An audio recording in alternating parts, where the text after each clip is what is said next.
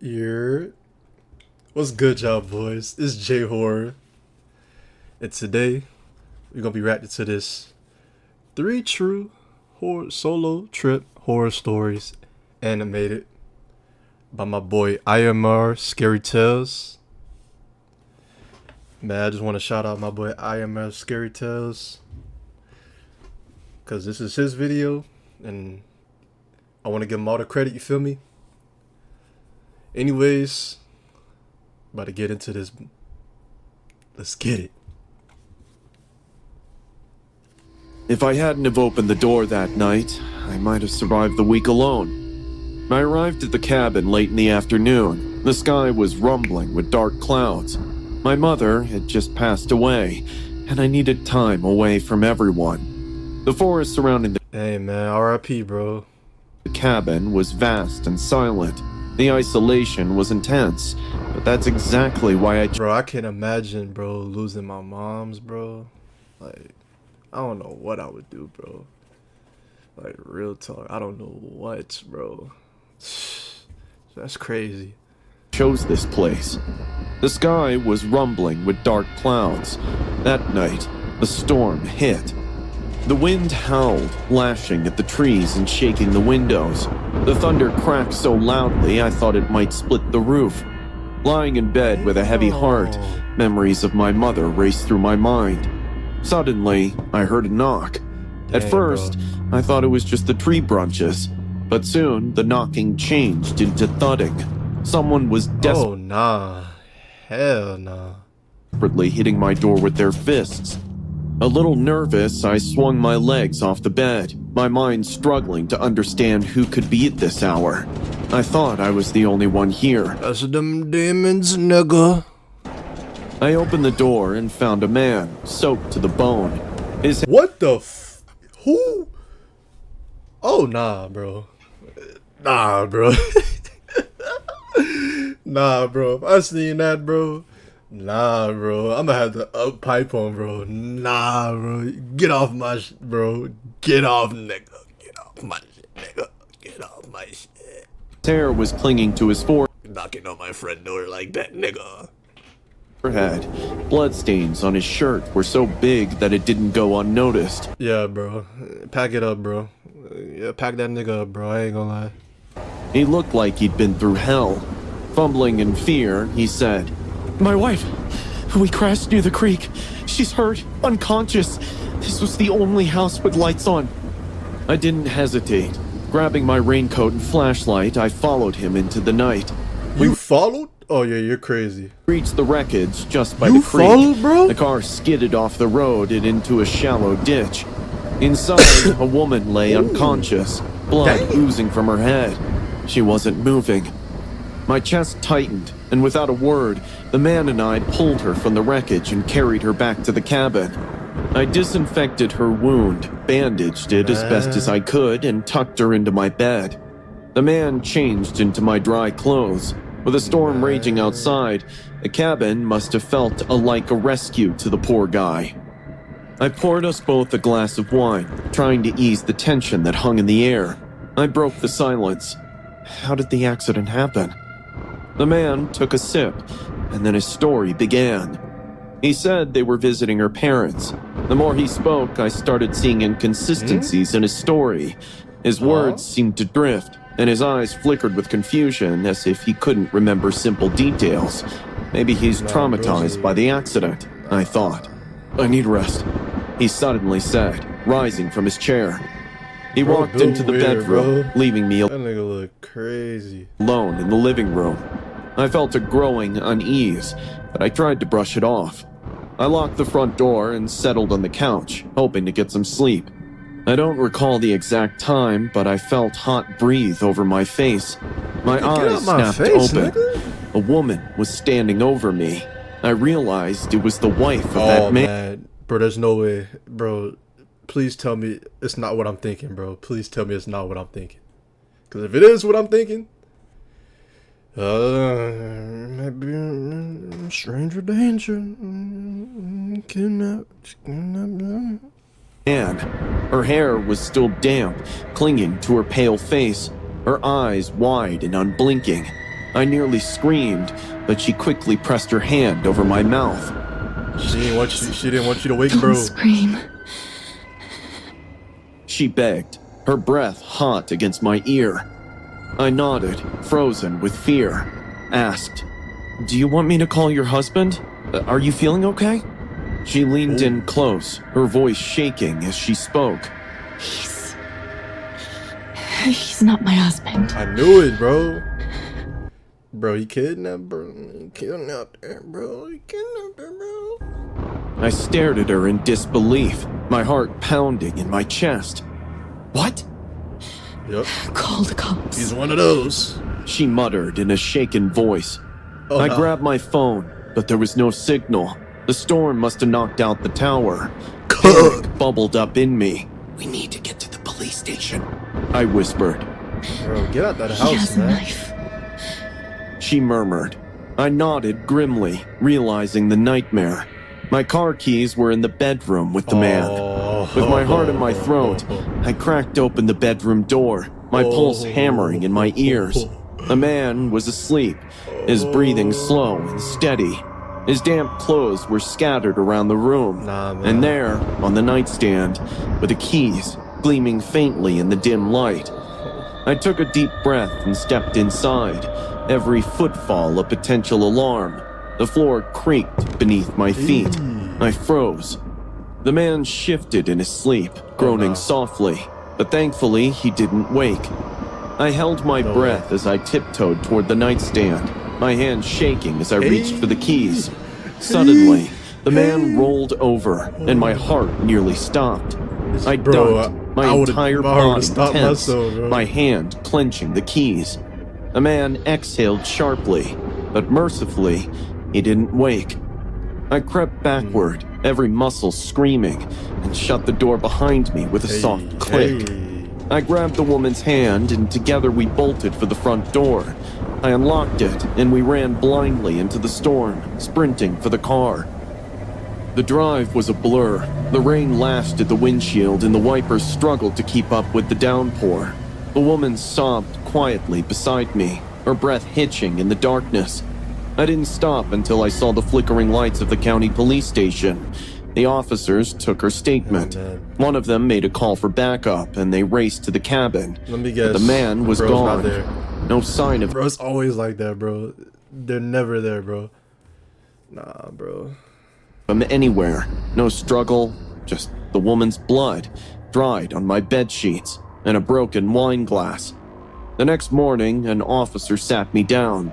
"He's a known stalker, Robert Walsh," the officer said. "Escaped custody 2 weeks ago. You're lucky to be alive." Yeah. The woman thanked me, and her family thought I did some heroic deed that night. But honestly, I did what a sensible human being would have done. I pray to God every single day that the man gets caught. Amen, bro. As a solo hiker, I finished the last up, mile with a sort of breathless excitement. The trail wound up through the trees, opening at the top into a desolate, beautiful quiet. The wind, the needle of the pines, and the long drop past the cliff edge made me choose the spot at my campsite. I was at the perfect place to witness the full sunrise next morning. By the time the sun dropped behind the distant ridge, I was done setting my tent and starting a fire. Sharpening a sturdy twig with my knife, I started roasting my steak on the fire. The sky above me soon got Steak's on fire right now. I'm not going back. filled with billions of stars. I had a great time for next 4 hours straight. Around 10:30 p.m., I zipped myself into my sleeping bag, imagining the dreamy sunrise I'm about to witness in some hours. I fell asleep. At exactly 2:36 a.m., I woke up, but not because of the sunrise. There were voices outside. Then, I heard slow, deliberate footsteps followed by dragging sound. "It's getting heavier with each step. We should have buried it down somewhere." Excuse me? Shut up. You always take the easy way out. I didn't move or even breathe. My heart started hammering in my chest, louder than their steps.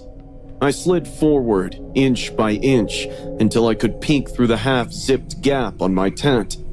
2 people were out there, A man and a woman. They must be in their mid-30s or so. They were dragging something heavy, like a duffel bag. We're almost close to the edge. The woman whispered. Careful now.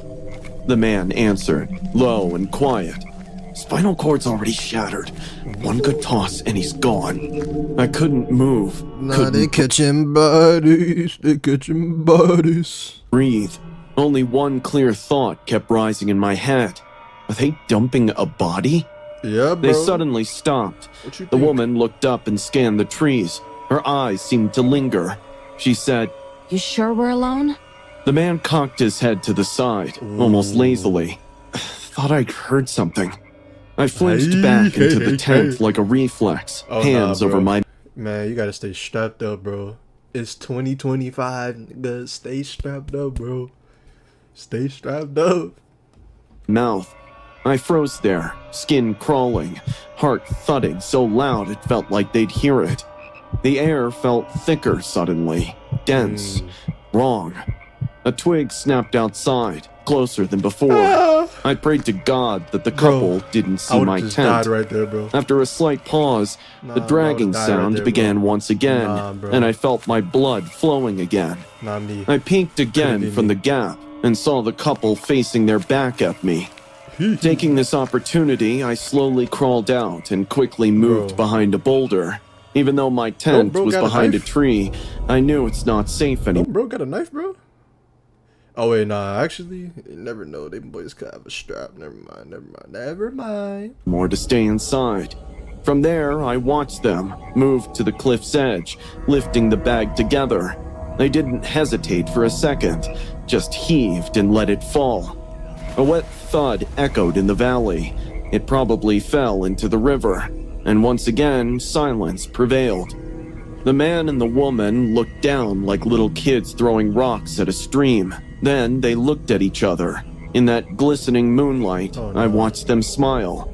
Then, as if he'd felt me watching, he turned to the boulder and our eyes locked for a fraction of seconds. I know you're watching us, he said, calm and casual. I didn't wait. My legs moved before my mind caught up. Nah, bro. Had that strap. Had that strappy for them niggas. For them niggas. I started to run. I bolted uphill, pushing through the trees. My boots hit dirt hard. Branches scraped my arms and face, but I didn't stop. Behind me, flashlights blinked on, cutting through the dark. The woman's voice came after me. Wait, it's not what you think. We've a lot of money. Just talk to us. Stop. Nope. I didn't look back. Nope. I cut left into thicker trees, hoping that's to right, lose my them boy. in terrain That's that right. they didn't know. But deep down, I knew that they knew these woods way better than me. Yep. I suddenly tripped and went down hard, mud in my mouth, Bro, you better keep knees going. torn apart. You better keep but going. I got up again. Yeah, I'm not keep letting going, these killers dump a second body down that edge. I kept moving, kept pushing. Suddenly, a branch cracked to my right. I realized she was circling me. They were splitting up and hurting me. I doubled back, heading for the ridge trail that wound toward the lot where I'd left my car hours earlier. That trail felt like my only shot. Bro, you better Then have your keys something with you, hit bro. me. I felt a hot, sharp sting in my thigh. A rock maybe, or a knife.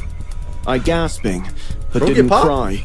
I quickly rolled into a shallow ditch, pressed my body flat against the ground so they can't see me. Echoes of aimless footsteps passed inches above me. How could you let him go? The woman growled. The man's voice stayed even. I don't think he saw her face clearly. Let's leave. I heard them move on, Nah, fast bro, that could and be a little silent like setup. predators. That could be a little trap. When I got sure that they're gone, I crawled out of the ditch and limped downhill. By the time I saw the dirt road through the thinning trees, the sky had shifted from black to pale yellow. What a magnificent sunrise, I uttered in my head. My car sat like a lifeline in the distance, faint in the growing light. I didn't hesitate and I ran, limping, stumbling, gasping for breath. But I ran. Every time I looked back, Yes, sir. I feared to see the murderous couple chasing me, but they weren't there anymore. I took my keys out, which I luckily took with me before leaving the tent. Fumbling and cursing, I jammed the first key into the lock, flung open the door, and fell into the driver's seat. I kept clicking to start the car when suddenly a face slammed into the passenger window. It was a man. His eyes were wide and wild, blood on his hands, a knife gleaming in one of Bro, them. start their car, He didn't bro. yell or rage. He just smiled and said something inaudible. I shoved the key in the ignition and turned with a force. Dude. Finally, the car roared. The engine caught, tires spun, and gravel flew. I didn't even check the mirrors as I sped, but as I hit the bend, I caught one last look. They were standing in the dust, both of them, not chasing or waving. They were just standing and watching. I didn't bro, stop some driving nut until I jobs. reached the ranger station, maybe an hour later, maybe more. I don't remember, as I could barely talk when I stumbled in, blood down my leg, and my face scratched raw. But I told them everything, every word.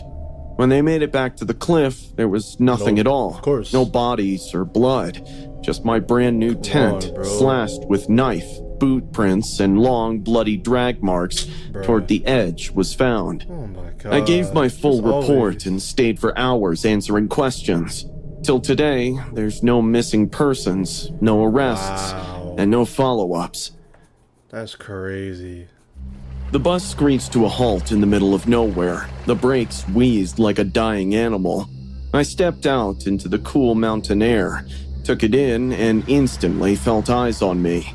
Milena and Goran the fuck Karovic is were that? standing a little too still, with smiles a little too wide. Ugh. A lean, pale girl who looked like she has just recovered from prolonged sickness stood beside them.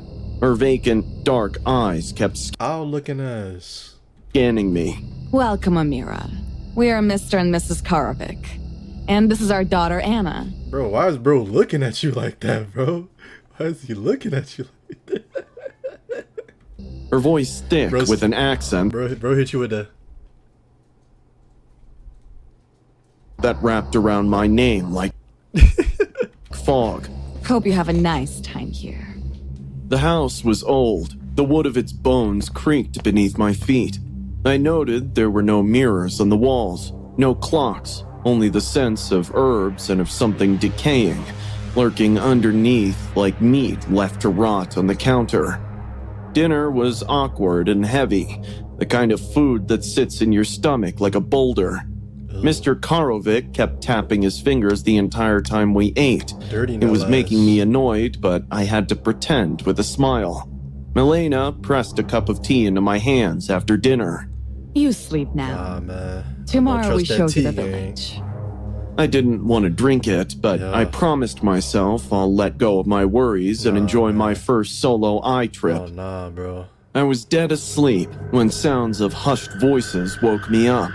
At first, I thought I was dreaming, but then the words took shape, something low, guttural, rising and falling like a chant. I tiptoed to my door and crouched down to look out from the keyhole. The hallway was dark, except for some candlelight, and in that light, I saw them, Milena and Goran, circling. Whoa. Hold on, boy. What they doing up in there, man?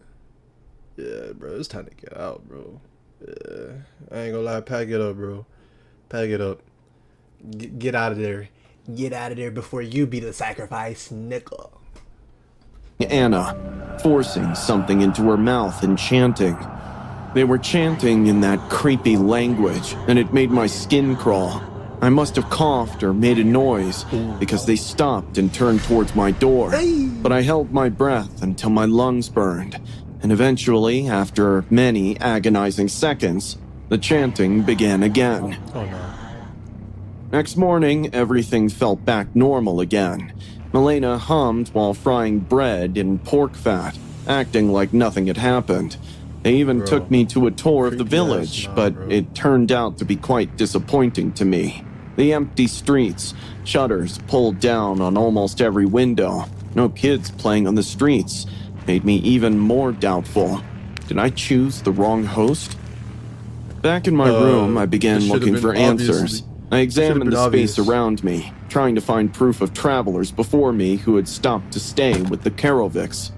One drawer in the nightstand was stuck, and after a few moments of struggling with it, I finally managed to pull it out hard enough to pop it free. Inside was a stack of the same student-like photos of people like me, smiling faces beaming from a time when the world didn't look down on them with their fears of the future or obligations. As I flipped the stack, the pictures kept getting worse and worse, with their features becoming washed out like wet paint smeared over canvas. When I reached the last photo, just Milena, grinning, her eyes black as pitch, and written below, Douglas. "She carries us all." My hands shook, does what now? and I realized something's very wrong going on here. That night, I spoke to Mr. Karovic. A few responsibilities came, hence I have to leave early. While forcing a smile, his grin widened. "Sure," he said, slippery like his voice.